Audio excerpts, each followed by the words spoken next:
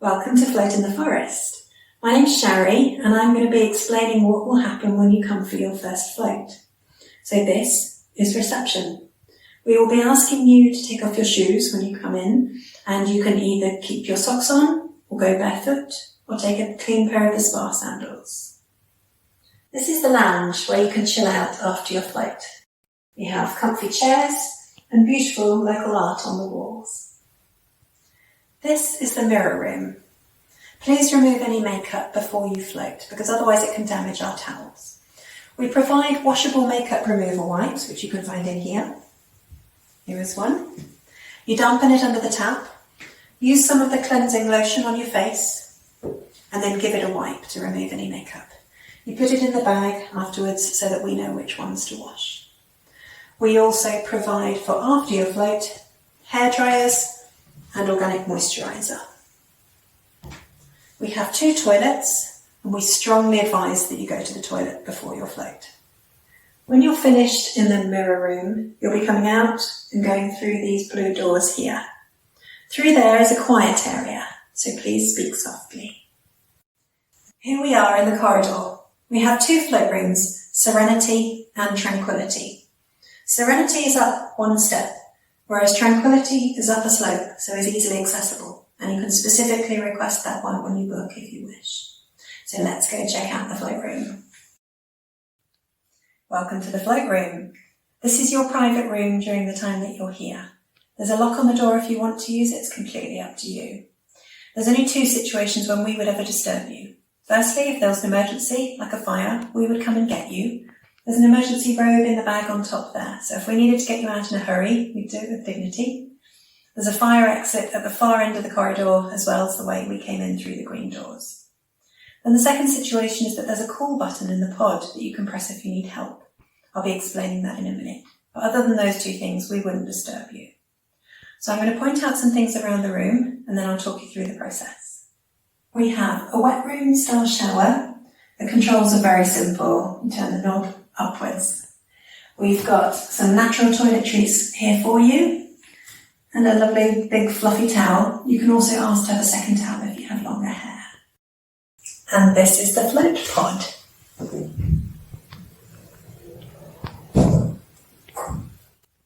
Now I'll talk you through the process. As we said, first of all you'll be going to the toilet and removing any makeup. If you have a phone or anything smart on you, please switch it off or to airplane mode, because even if it vibrates, that could disturb you. When you're back in the room from the toilet, you'll be getting undressed, removing any jewellery.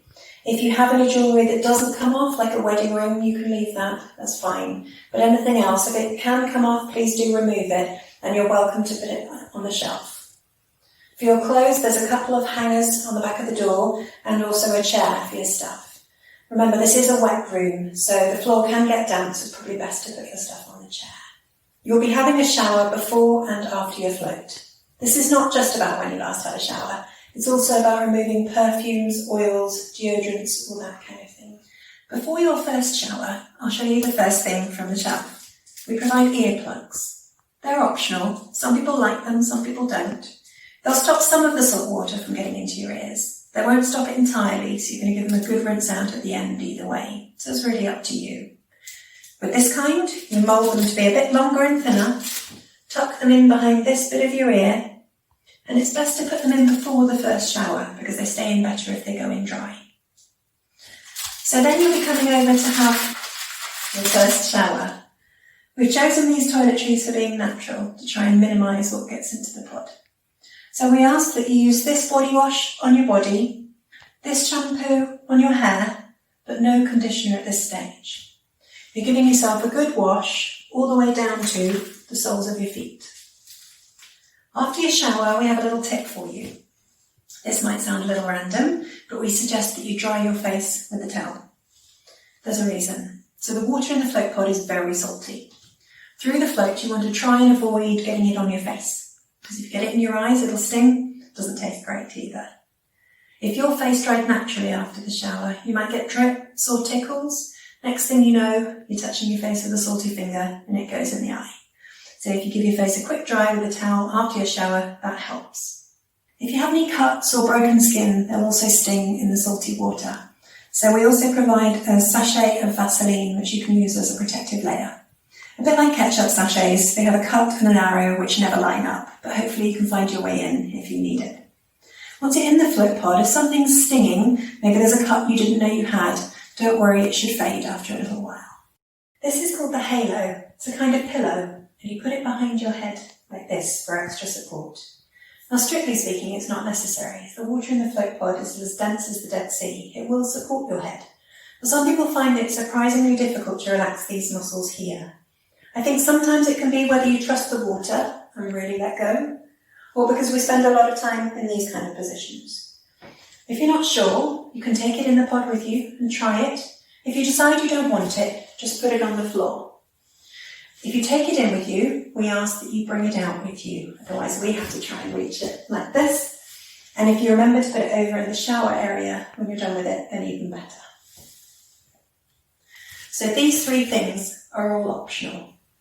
Now you would be ready to get into the float pod. Now, if you have any nail polish on your toes, we'll ask that you be a bit careful, because we found that if someone accidentally drags it along the floor of the float pod, it can leave marks which are quite hard to shift. Getting into the float pod is like getting into the bath. So you can just step in. If you want to, you can sit on the side and swing your legs. And there's a grab handle there, a bit of extra support. There's no step, it's got a flat bottom, and the water's actually only about that deep. So then you're standing in the pod, you sit down, you lie on your back, you bob to the surface like a cork. We recommend that you put your head at this end. That's for 2 reasons. Firstly, you're by the exit, so it's just easier when you come to get out. The second reason is to help you remember that the light is on the left. So L for light, L for left. Now you don't have to touch the light if you don't want to, but I'm going to show you it's very simple.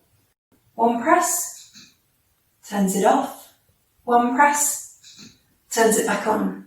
Then it has a little additional feature. When it's on, 2 quick presses, like a double click on the mouse, and it puts it on a rainbow cycle. So there's lots of options with this light. You can have it off, you can have it on, you can have it doing rainbows the whole time if you like. Or if there's a colour you particularly like, 1 more press, and you can pause it on that colour. So this light is in your control. These lights are a bit different. We can do different colours. So at the moment for this video, we've got them on white so that you can see everything clearly. But we can do pink, orange, or turquoise. These lights are on an infrared sensor. So once you're in the pod and you stop moving in the room, these will go out after about a minute.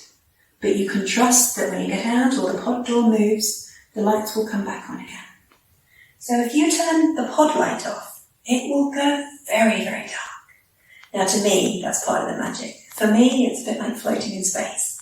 And that's where my mind slows down and drifts off. But I know that some people don't feel ready for that, and that's fine.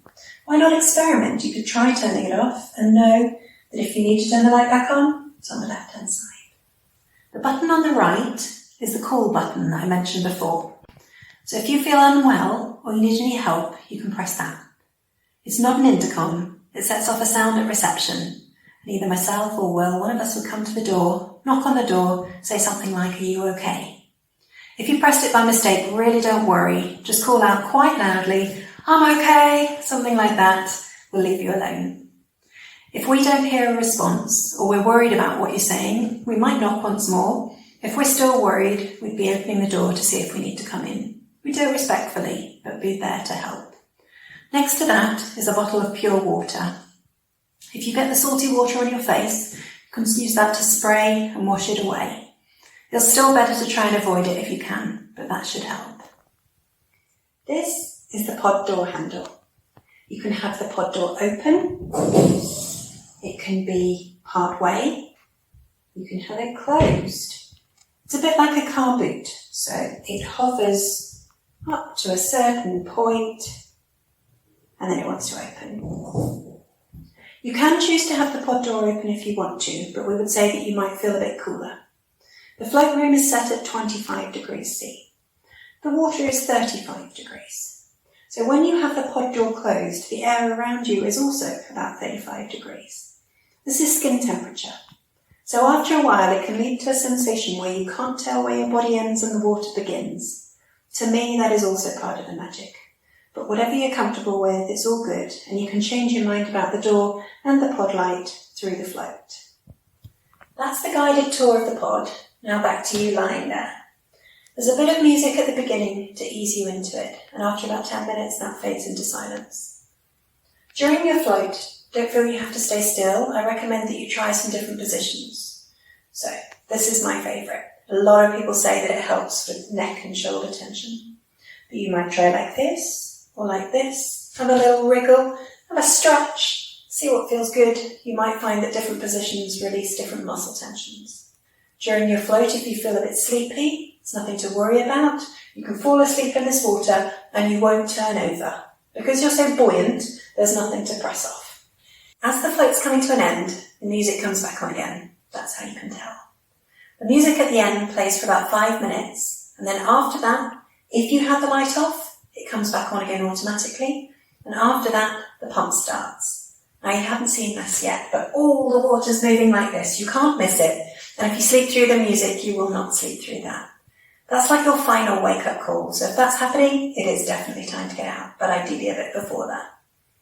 So to rewind back a bit, as the music comes on, you don't need to rush, you've got a few minutes. We'd like to be aware of a couple of things. The floating can lower your blood pressure a bit, so be careful in case you're a bit wobbly. And secondly, that the water's a bit silky with the salt, so things might be a bit slippery. So we suggest that as the music's playing, you sit up, pause like that for a moment to let your body adjust and check you feel okay before you carefully stand up. And if you've got nail polish on your toes, we will ask that you be a little bit careful and aware of it at that point. So then you're standing in the pod and you'll have some salt water on your body. So while you're still in the pod, we ask that you try and brush it off a bit, squeeze the hair out a bit to keep most of it in the pod. Then you'll be carefully stepping out, and again, if you want to, sit on the side, swing the legs, use the grab handle, and then you're out and you're ready for your second shower. During your showers, we ask that you close the pod door, maybe to stop the smoke from going in. So then you'll have a second shower. Feel free to use any of the products we've provided, or if you want to bring and use your own in the second shower, that's fine. You're giving yourself a good wash, give your ears a good rinse out, so plenty of this to get any salt water out of your ears. Then you'll be getting dried and getting dressed, all still in here. We ask that you don't spray any deodorants or perfumes in here, as we're trying to keep it fragrance neutral. So if you'd like to do that, please do it when you go through to the mirror room. So when you're finished in here, you can leave your towel in here and you'll go on through the green doors into the lounge. We know this has probably been a lot to take in, so feel free to rewind and watch parts of it again if you wish. If you have any questions, of course, you can contact us in advance or ask us when you come in for your float. We're looking forward to seeing you soon.